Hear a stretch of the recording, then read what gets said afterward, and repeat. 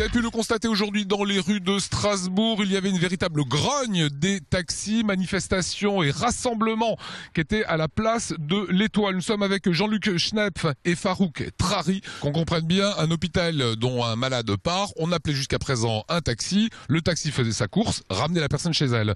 Aujourd'hui, il s'agirait de prendre une plateforme téléphonique, de baisser les tarifs. C'est ça la question, parce que si demain on ouvre ça à un exemple à des grands groupes, nécessairement l'artisan qui est en fait une structure très petite aura des problèmes et à la longue sera même voué à disparaître. Et le problème c'est que les taxis, surtout les taxis ruraux de petites communes, leur chiffre d'affaires il est presque sur le transport de malades. Donc si demain on ouvre, comme il dit mon collègue, à des groupes avec des appels d'offres comme je prends des exemples, Veolia, etc., ça veut dire c'est la faillite de ces taxis. Donc les artisans on pense pas à eux parce que vous savez les artisans c'est pas une charge pour l'État. Ils ont une droit acidique, ils vont pas s'inscrire dans au chômage. Donc pour l'État c'est pas un problème. Mais par contre si on ferme une grosse boîte comme Veolia, il y aura des chômeurs en plus, etc. Alors on va dire voilà, on a gagné, on a recruté, le chômage a baissé, la sécurité elle a fait des soi-disant elle fait des économies comme ça, mais je pense pas. Alors une des difficultés en fait dans ce texte, c'est que ça prend également le transport de personnes couchées. C'est assis ou couché. Pour l'instant, c'est pas très clair. Donc les taxis, nous c'est déjà les taxis, on peut pas faire le transport couché. Vous n'êtes pas une ambulance. Voilà, on n'est pas une ambulance. Et jusqu'à aujourd'hui, c'était les VSL, véhicules sanitaires légers. Donc c'était les ambulanciers qui avaient des VSL. Vous voyez des voitures blanches avec l'étoile bleue.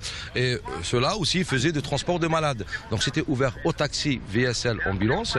Et aujourd'hui, dans l'article 44, il suffit de déposer une demande à la préfecture, avoir une voiture pour transporter. Et demain, ils vont venir transporter ils vont faire le même boulot que le taxi, mais avec moins de frais. Donc c'est la mort des taxis, exactement. Jean-Luc Schnepf, vous êtes arrivé à quantifier cette perte d'activité si cet article passait ?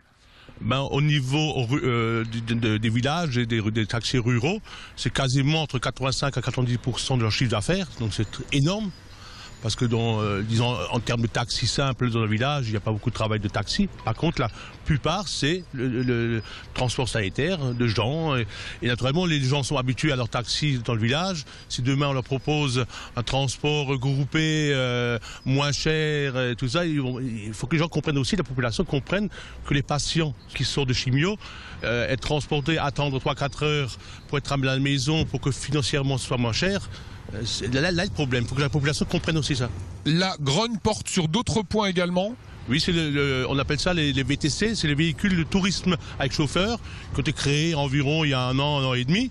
Au début, c'était uniquement pour le tourisme, à la base, et aujourd'hui... Donc on commandait pas un taxi, on prenait cette voiture, il y avait un chauffeur. Ça ressemble à un taxi en fait, sans le taxi sur le toit. Voilà, c'est en fin de compte, on s'inscrit le soir, le lendemain matin, on a une licence, et on a acheté une voiture, et on fait un transport à la demande. C'est-à-dire que demain, si je veux aller à l'aéroport, je peux prendre ce qu'on appelle un VTC, voiture de tourisme avec chauffeur, véhicule de tourisme avec chauffeur. Hein. Oui, parce que vous téléphonerez à ce monsieur qui vous dira un prix forfaitaire, et il pourra vous chercher, vous emmener à l'aéroport. Est-ce que c'est un prix qui sera calqué sur une course traditionnelle de taxi ?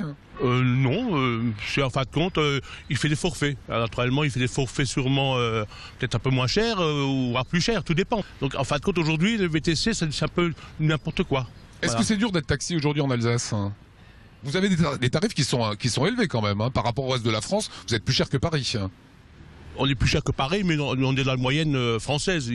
Paris, ça dépend des tarifs. Paris, il y a 3 tarifs. Nous avons 4 tarifs. Ça signifie c'est pas une question de prix, c'est une question dans les villages et dans les villes, il y a un tarif A et B. Bon, ça, c'est un peu compliqué à comprendre, mais c'est pas plus cher que la moyenne générale. Est-ce que c'est du... Ouais, je vais rajouter quelque chose sur le micro. Sur les VTC. Donc les VTC aujourd'hui, donc vous pouvez appeler VTC, ça peut être plus cher, mais n'oubliez pas que le VTC n'a pas de compteur. Nous on est très réglementé, on a un compteur. Les tarifs, c'est pas nous qui décidons des tarifs, c'est l'État, donc c'est la préfecture qui nous donne les tarifs. Donc nous on suit ce qu'on nous demande. Un VTC quand il passe par exemple en ville pour transporter quelqu'un, il n'est pas visible par rapport aux autorités. Par contre un taxi il est visible. Donc nous on se fait contrôler tous les jours sur les tarifs, sur la réglementation, sur le taximètre, etc. Aujourd'hui, un VTC, il peut négocier avec vous. Il n'y a pas de compteur, il n'y a pas de trace. C'est-à-dire il a tous les droits aujourd'hui. C'est-à-dire on a lancé ça, mais sans être bien réglementé. Parce que si vous voyez la réglementation de taxi, même l'État eux-mêmes, ils disent que c'est trop compliqué. Voilà pour la grogne des taxis.